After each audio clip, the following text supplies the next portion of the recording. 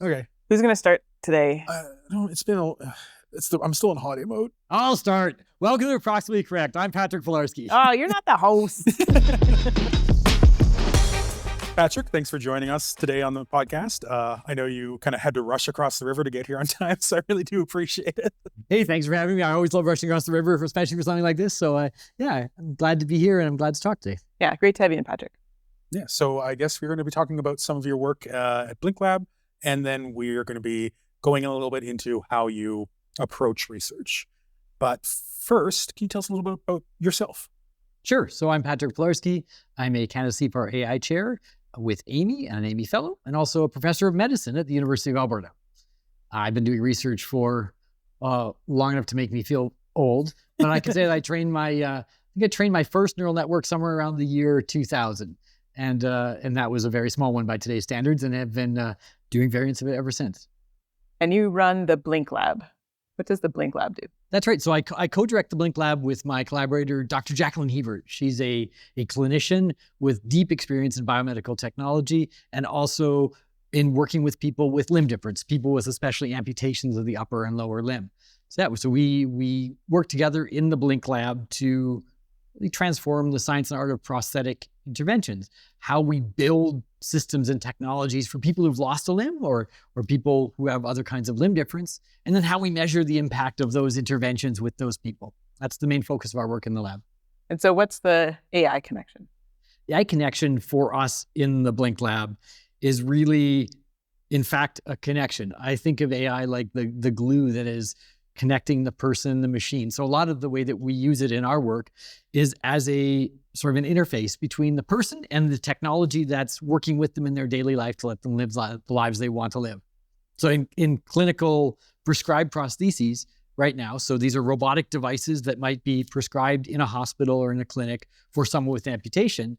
The gold standard is now systems that actually use machine learning. This is a huge transformation on the global stage, which is essentially, oh wow, we'd love to put machine learning in a robot arm that's attached to the human body. Food and Drug Administration. Oh, that sounds really neat. Tell me more. And it's going to change. If you press the button, it'll change itself to be better, to be more what you need to account for errors.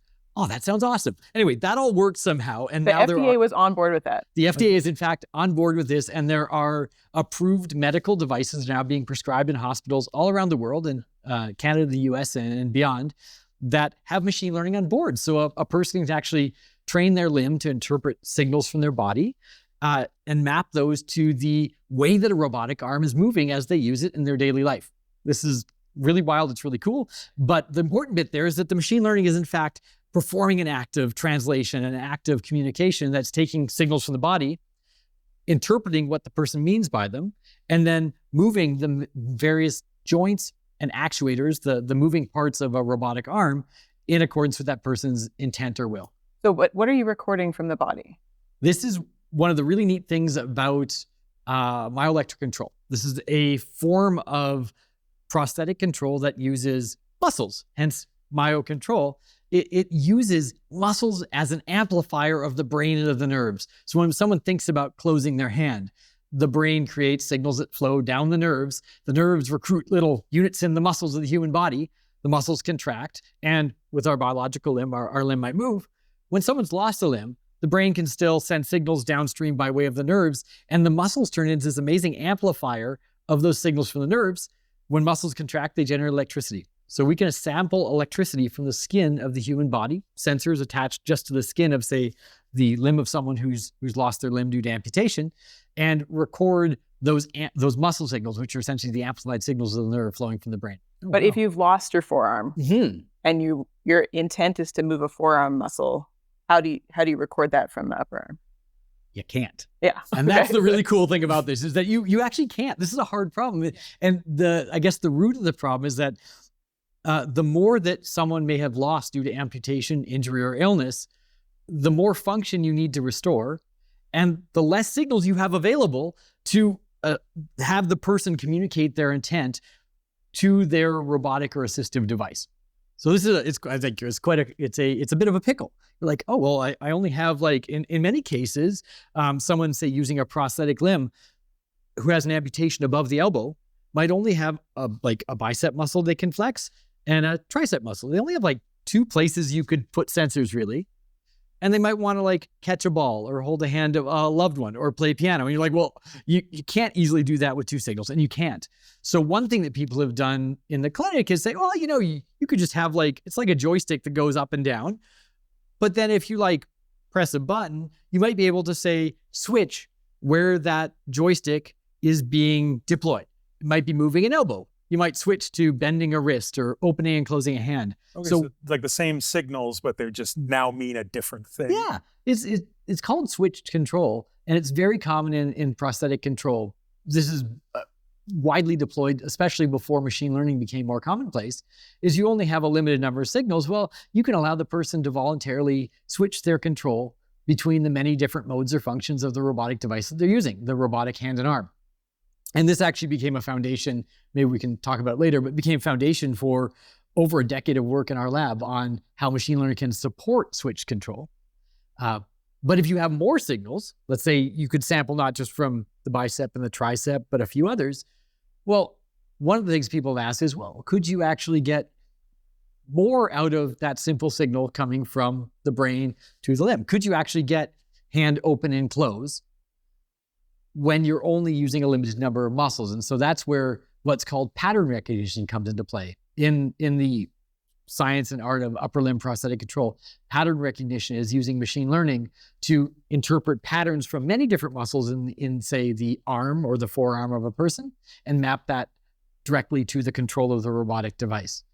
So in pattern recognition, what people thought was, we could just move like a joystick, or we could look in detail. The machine could look at detail in all of the signals flowing from the human body, all of the activations of the different motor units, the muscles in their arm. And maybe you could actually sort of juice that lemon. You actually get more information out that would allow them to control more modes or functions of their prosthetic device. And it turns out it works. Oh, wow. So you might not be able to play the piano, but using the signals in the upper limb, people can train to be able to get more modes or functions out of their prosthesis. And there's one step farther, which is really cool, and something we've worked on here at the University of Alberta, but is becoming more widespread globally, which is that, if you only have 2 or 3 sites, you only have so many patterns that a person can create. So why don't we actually rewire the nerves of the human body? Why don't we surgically go into the human body and change how the nerves from the brain flow to the muscles, and take all of those nerves that would have gone to the amputated limb and start reconnecting them to the muscles and the skin of the residual limb. Okay. It totally works. It's called targeted reinnervation. And after 4 to 6 months, the nerves start to regrow into the muscles of the arm or into the skin. And so when a person thinks about closing the hand they no longer have, actual muscles in their arm contract. You can measure the electricity at the skin of those contractions, and machine learning can translate that into control signals for a robotic device. So you can go from having only like 2 signals, one here and one here, to having many different signals coming from the arm that relate to what the person's actually hoping their device will do. It's really fascinating. The cool bit is it works in reverse as well, is that if you have also taken those sensory nerves and restrung them into the upper limb, if you touch the person on their skin, they can start to feel it in the hand or the arm they no longer have. So if you've taken like the nerve that would have gone to their index finger and you say attach to the skin, like right over their bicep, and then you go and rub that skin, once the nerve is rewired, they will report that they can feel it as if you were touching or stroking or poking the skin of the finger they no longer have. Yeah, because that's the way that you've wired. Wow. One thing that's occurring to me is that, so when I run human research, most of my work is done on our lovely undergrads at the University of Alberta. Thank you very much, undergrads. But if you need people with these specific amputations, how do you move forward in your research if most undergrads have both limbs still? So one of the challenging things about the kind of research that we do, the challenging thing about doing innovative research for and with people with amputations or other form of limb difference, is that this is actually a relatively globally small population of individuals. We're lucky that here in Edmonton, we have the Glenrose Rehabilitation Hospital. It is one of the largest freestanding rehabilitation hospitals in the region, in Canada, and it is a focal point for people coming from all over the prairies, from the Northwest Territories. So it is a focal point for people coming for care and treatment, and especially their post-surgical care. So at the Glenrose, we have a willing, like ready access to a large number of individuals with limb difference who recently undergone amputations. And so in terms of recruiting for studies, we have some of the very best opportunities in all of Canada, in fact, I would say, to begin to recruit participants for our studies.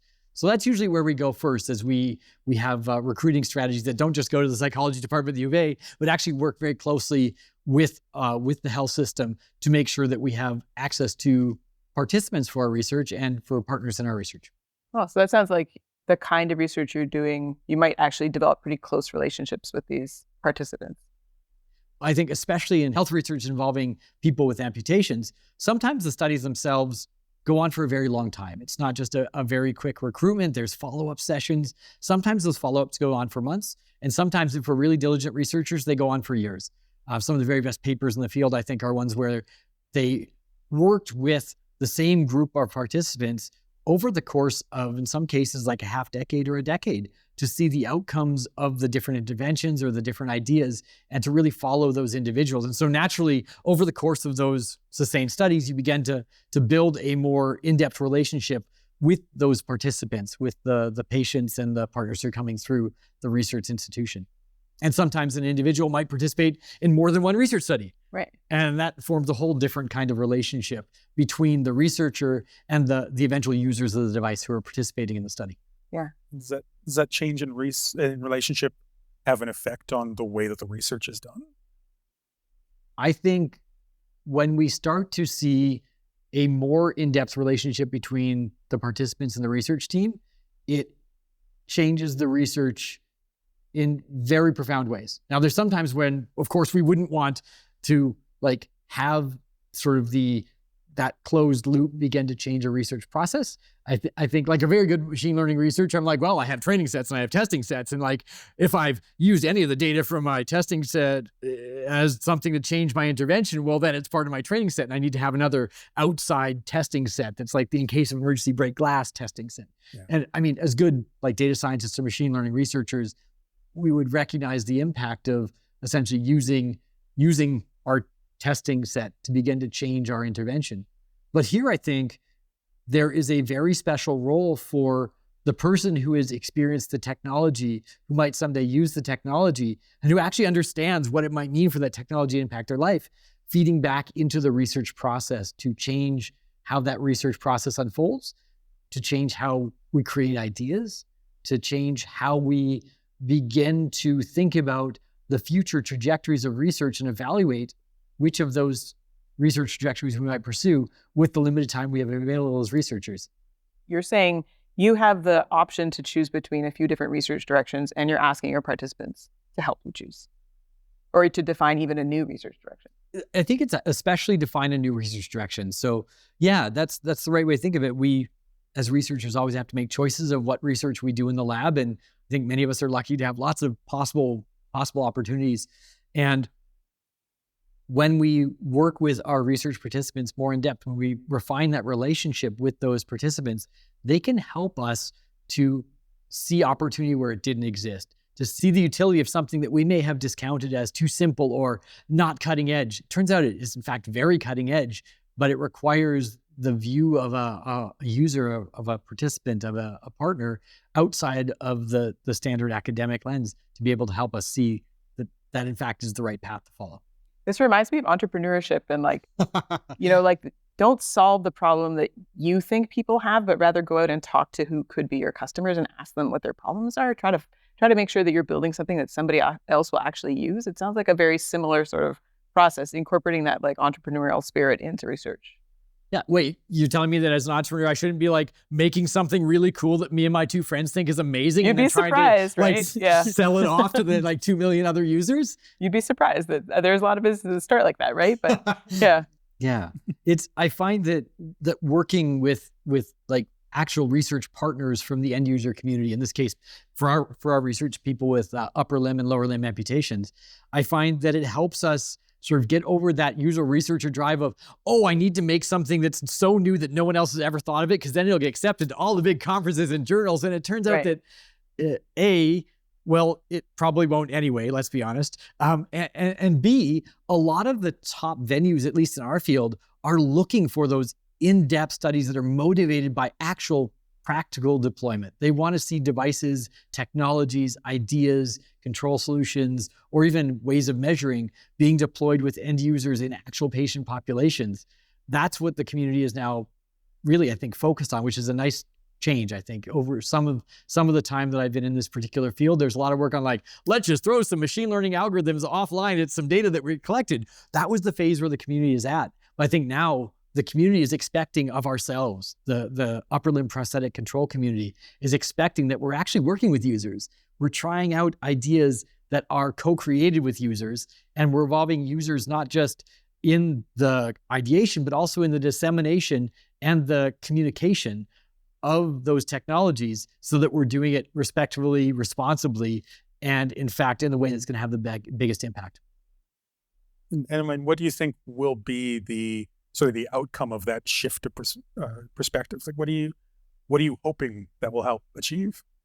I mean, one, I think of the most immediate impacts is we might start seeing more of our research participants as co-authors on publications.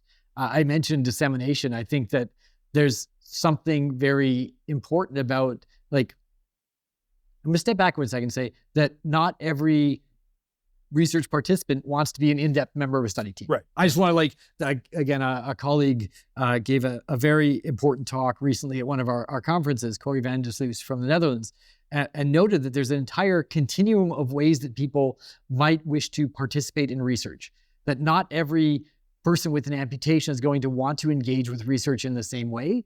They have different lives, different needs, different patterns, different interests. Like some of our research participants are really jazzed about technology. They love things like machine learning and they want to know more about it. And they're really excited to get involved with the team. Some people would love to come in, try out a technology, and then go home and not have to think more about it. So there's a continuum of ways that people might become partners in a research process.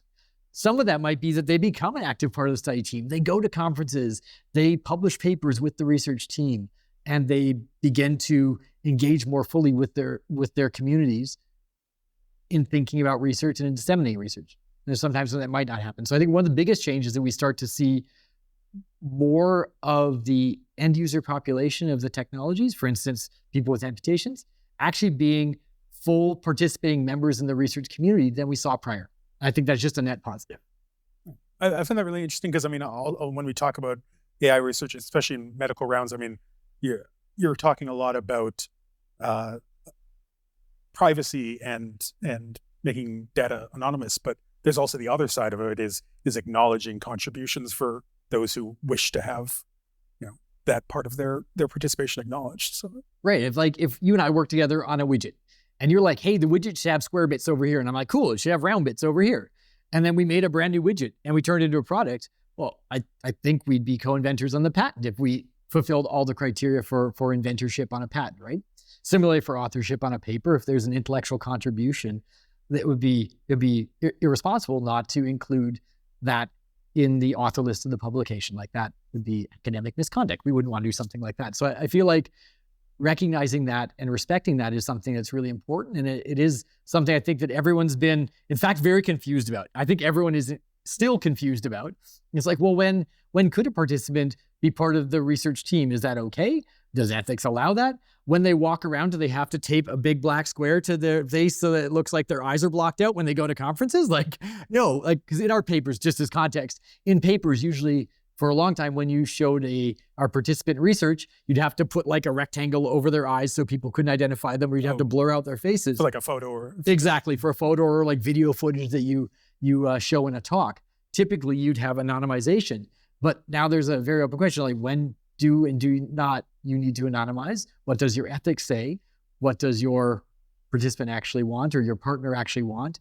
Does it change when they're a research partner? There's a lot of open questions now that I think, especially our research community, is starting to confront and actively talk about. I wonder if you could give like a concrete example of a way that an end user, a participant, has influenced your research trajectory. Yeah, it was well over a decade ago, and we're working with one of our research participants, Chris Nielsen, who is also the pilot for our team in the Cybathlon. I think we'll talk about that later. But we were working with Chris, and Chris came into the lab to try out some of our continual learning machine learning technology, some of our reinforcement learning technology. And we were working with Chris. He was trying out different methods, different ideas.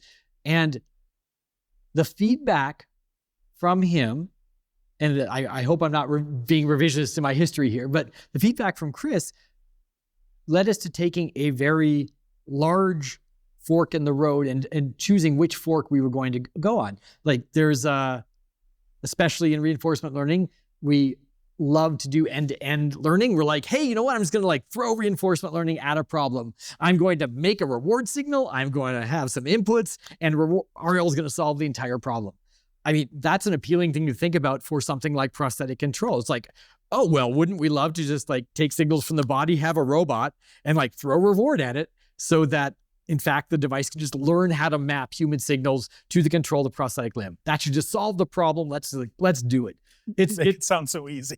Of course it's easy. Like this should just work, right? It should be no problem whatsoever. The interesting thing was like, we tried some of this. Like we had an example where you could like press a button and train a prosthetic limb like you might train a puppy, like good job, bad job, good job, as it was interpreting signals, muscle signals from a human body. We had another example where you could use a reinforced learning to try to map like a biological limb to a robotic limb to learn from demonstration. Could like a robotic limb learn through reward to mirror what a biological limb was doing? We tried all those sort of things. But it was, I think, our interactions with our research participant and partner at that time led us to rethink whether the end-to-end solution was in fact the one that was the right one to chase in the near term and in the midterm. We looked at, because of those interactions, we started to better appreciate what the time cost was for someone to interact with such a reinforcement, like an end-to-end reinforcement learning system. Right. What it might mean, like in terms of a person having to voluntarily, like the cognitive load of engaging with such a system, what it might mean for a person to continue to engage with that system over the course of long-term use. And we completely switched gears. We switched gears to thinking about, well, how can a machine predict what someone wants and when they want it, such that they get what they want when they need it with the least cognitive effort possible? Like that was for us again, a massive decision point. And it led to us backing off from control learning, from policy learning and reinforcement learning, and thinking about how we could learn through process of temporal differences, the predictions about a user's behavior. And this goes back to what we were talking about, switching control between many modes and functions. It led to us thinking instead about, well, if we can predict what modes or functions someone wants and when they want it, then when someone is voluntarily switching their control with their limited control sites to their different, like the wrist or hand or shoulder or elbow of their prosthetic limb, can we just get them what they want when they want it? It's a completely different approach. And what's neat about that is that taking that stance, taking that mental stance of, oh, well, let's just see if we can predict what someone's going to do and when they're going to do it, and other aspects of their interaction with a device, it led us to a straightforward solution that was also very clinically palatable. I could walk to my clinical collaborator and say, yeah, like this system, it just like, it changes how someone would switch through the modes and functions of their device. What happens if it fails? Well, it just goes back to the clinical gold standard. It fails back to the gold standard when it fails, but when it works, it improves on it to a point beyond what the gold standard could get. Oh, well, that sounds pretty good. And like, what does it do? It's really just like figuring out when they're going to use a joint and giving it to them when they want it. It's something that's very easy to think about the risks and the benefits of. And all of that was because of working with our participants, working with the people, especially, like I said, our participant, Chris, working with him to think about what it was actually like to use a system, and then sort of cross-check that with our desire to, well, let's do really innovative things in reinforcement learning. And in the end, it led to especially our entire lab publishing a lot of papers on prediction learning. Those had intrinsic value, but they're probably not going to be the next great, this is a huge, deep neural network paper that comes out at one of our big conferences. It was very much a step of thinking about the fundamentals and the fundamental technology that in fact underpins reinforcement learning, and then using that in a way that was useful to users. So that was long-term, and that's unfolded over a decade, and we're only just starting to get back into policy learning or control learning and reinforcement learning. So you said fail. It was a couple minutes ago. You fail back to the gold standard. I just want you to expand on what failure would look like. Yeah. So again, using the concrete example of a person with a upper limb robot and only limited control sites, so they can like move the joystick up and down, and they can press a button to switch between the modes and functions. Could be co-contracting their muscles, or it could be a button on their shoulder like that. in that setting, if the machine is making predictions about which joint they're going to use when they switch, such that they can get it more quickly. If the machine makes a wrong prediction, let's say like I'm doing a task, like I'm moving a cup from one side of a table to another.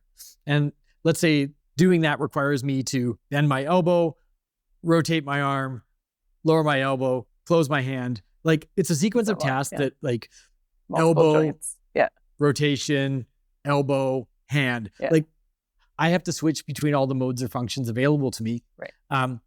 Imagine the system is learning it perfectly. It'd be like, oh yeah, okay. I'm currently, my hand's here, you're gonna move your elbow next. Great, now you're gonna rotate your, yeah, totally. Okay, it's got the predictions. Now it's like, oh, you're gonna rotate your arm back again. I'm like, no, I switch one more time, I get my elbow. So even when the system predicts the wrong thing, the person is still in full control of the interface.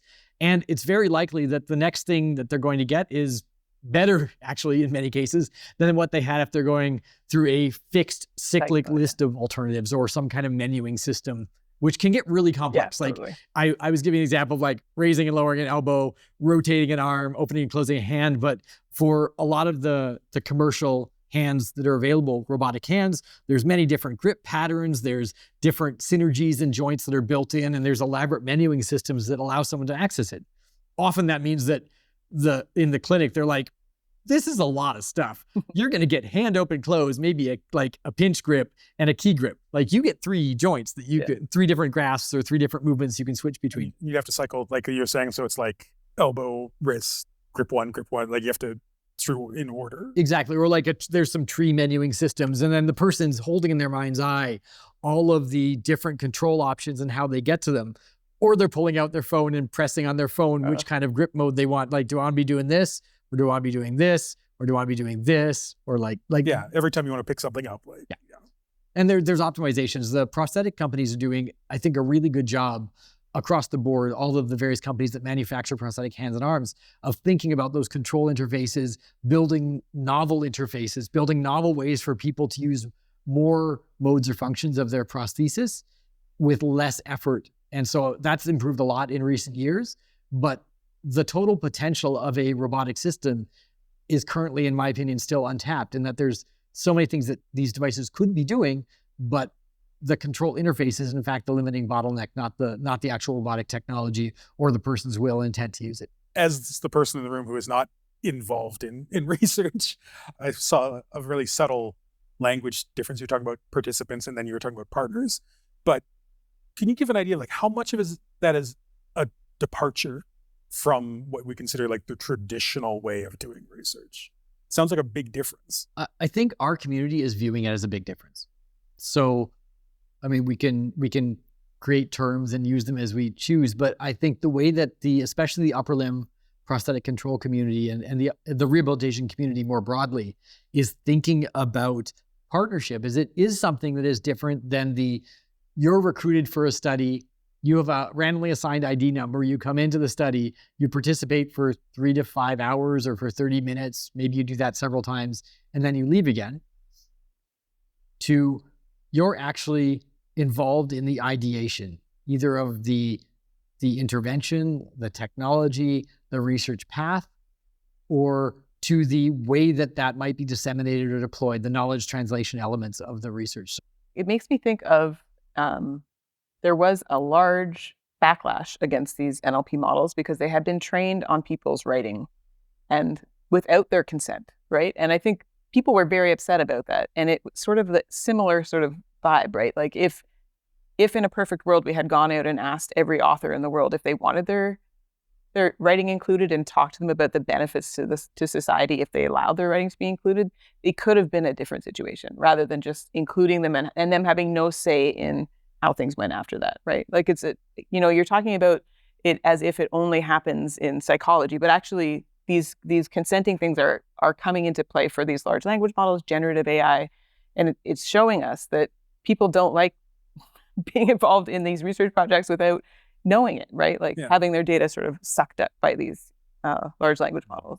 I think, I mean, I think all of us here, at least in this podcast, believe fully in informed consent. Like we believe that people that are participating or engaging in a research process should be fully informed about it, consent to it, and know what they're getting into and what the outcomes will be for them or for their peers. And then we make this trade-off. Like, are we wasting someone's time in a research study? If I'm thinking I'm going to waste someone's time in a research study, well, I'm not going to run the research study. That's irresponsible. I don't like the cost benefits are not there. If there's a harm in a research study that isn't weighed by like, oh, wow, there's a low % chance of harm, but then we might like cure cancer or something that has a really transformative impact. Well, I mean, we always make these trade-offs, and our ethics review boards help us to think really clearly about these trade-offs. And that's why we all go through really rigorous ethics review processes.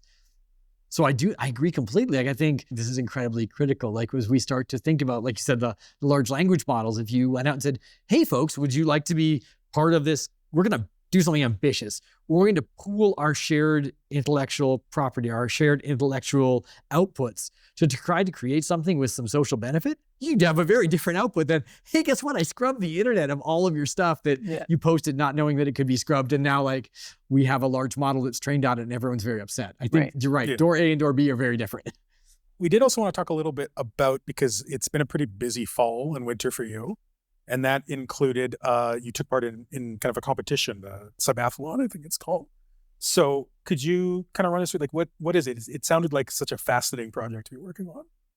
It was an exhausting fall, as you said. It was actually an exhausting few years leading up to it. Yeah, we competed in a global competition called the Cybathlon that is helping us to design better rehabilitation interventions. So think of it like a bionic Olympics. Hundreds of teams from 30 or more countries come together to challenge what it means to have rehab tech that can actually solve real world problems. There's a powered wheelchair race, an exoskeleton race, upper and lower limb prosthetics, brain-computer interfaces, assistive robotics, vision assist devices. These are all the different competitions. And each of these competitions features a user of the technology. They're called a pilot. They are piloting a technology and a team in technology working together for the pilot to achieve all of the different goals of the competition. So we competed in the upper arm prosthetic limbs competition, the arms race. Although when you say it's like an arms race, it sounds like that is not at all. You don't want to be, I don't really want to be in an arms race. So we were in the upper arm prosthesis race of the Cybathlon, and our pilot, Chris Nielsen, was working with us to pilot our lab's bent-to-arm technology, a competition-grade version of our lab's bent-to-arm technology. It's a 3D printed, open-source robotic arm and hand system that can be worn on the body. So Chris piloted that to do a series of challenge tasks in the Cybathlon. So the upper limb competition involves fine object manipulation, lifting heavy objects, stacking and sorting objects, fine dexterity tasks like navigating a metal ring around what's called a hot wire task, like moving a metal object on a wire without touching it. Touching the wire. Kind of like the old game of Operation where you can't touch the edges of the box. It's like that. Great. And how'd it go? It went really well.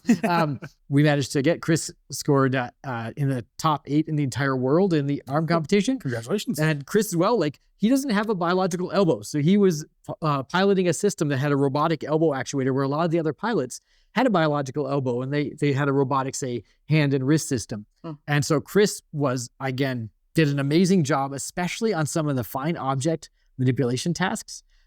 It was, again, just looking at the footage, it's the most skilled performance I've seen from any of the other competitors where our marble might be rolling across the table and just without thinking about it, reaches down and plucks it up with the prosthetic limb and places it on this little tiny divot on the task objective. It was very impressive to watch, especially that he was able to control all of the different aspects of his device so naturally and so flexibly to be able to again, complete some fine manipulation tasks that were very hard for the people with the larger and bulkier robotic arms they were trying to pilot. And it seems like there should be different leagues for people with different amputation types or something, but this is an ongoing discussion is whether or not there should be a transhumeral amputation and transradial amputation league. But it was quite interesting to see the differences in different technological packages. It was fascinating to see the approaches that many of the different teams had to solving the challenge tasks of the Cybathlon. Everything from carrying a heavy frying pan full of lacrosse balls across a gap and placing it down. And in that case, some of the other devices, someone's robotic hand literally ripped off their robotic forearm Wow. carrying the heavy frying pan full of lacrosse balls and fell to the floor, still holding the handle of the frying pan, and they had to remove it and reattach it. Because of that, it was really fascinating to see how different teams decided to do things like, oh, we'll just like have a really strong robotic hand and arm. There's some teams like our team, in fact, developed a very thin chopsticks gripper. Instead of trying to build a robotic hand, our lead research engineer, Michael Rory Dawson, has for years put forward the idea of a very thin gripper that might just pinch and move objects and have very good like ability to pick up small objects, but also have good traction for larger objects. And so Chris was flying a system with a chopsticks gripper, which is why he was able to pick up small objects. It was an incredibly light arm. And he controlled the gripper of the arm. He controlled using conventional control, no machine learning at all. But the wrist and the elbow were powered via the machine learning interface with the muscles in his upper limb. So this is, again, part of participatory design. When we first started doing the workup for Cybathlon, we brought Chris into the lab and said, all right, cool. Here is your menu of opportunities. Like, here's the different battery solutions and sizes. Here's the controllers we could use. Here's some different machine learning options. Here's an example of what they look like. You've used some of them you haven't. Do we want to have a gripper that looks like this or like that? Do you want to control all the joints the same way or differently? How do we switch between options?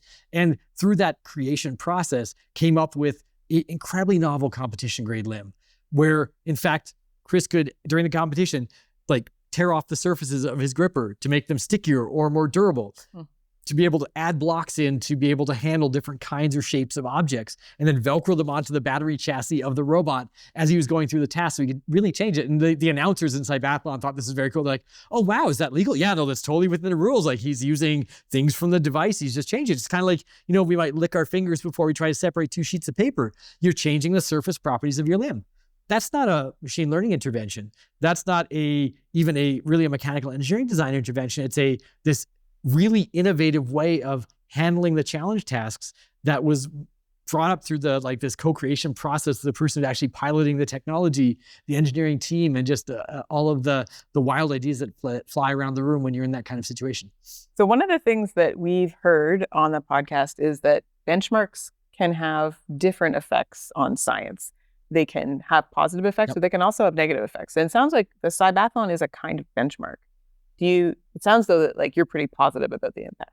We sometimes think about the benchmark and the outcomes of the benchmark as the value that we are hoping to see in the world. It's like in and of itself, it is. Yeah. It becomes the goal by itself. The benchmark becomes the goal. I think Cybathlon does a good, healthy job, I think, of separating out the benchmark from the goal. The goal is that we have rehabilitation technologies that support people in their daily lives and let them live the lives they want to live, express themselves, participate in their communities. Like, that is what we're hoping to see. I think everyone's really clear on that. We know that if you solved Cybathlon task and you got 10 out of 10 and you did it in a really fast time, that doesn't guarantee any of those community outcomes, but it applies selective pressure on the research and development community, both in industry and in academia, to build technologies differently. To not just try to make a classifier for an upper limb prosthesis that does 2.8% better than their friends and get into baking competitions. I think I see it as an antidote to the weaker benchmarks, perhaps even, that we have established over the years.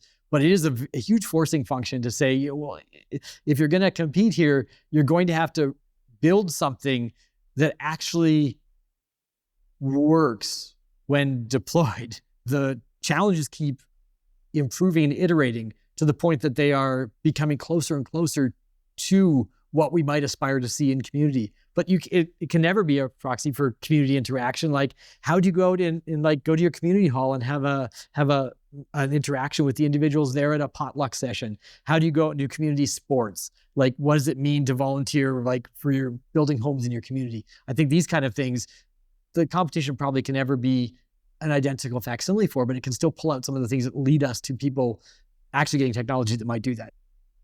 Well, thank you so much for joining us. It was an amazing talk, and I love learning more about your perspective on the way that we interact with the people who take part in the research project. So thanks. Thank you for having me. It's always awesome to talk about AI, but especially it's awesome to talk about how we as AI researchers create something in the world with the other people in that world. And so I think the participatory research and participatory design story is a really important one. So I'm really jazzed that we got to talk about that today. Thanks so much.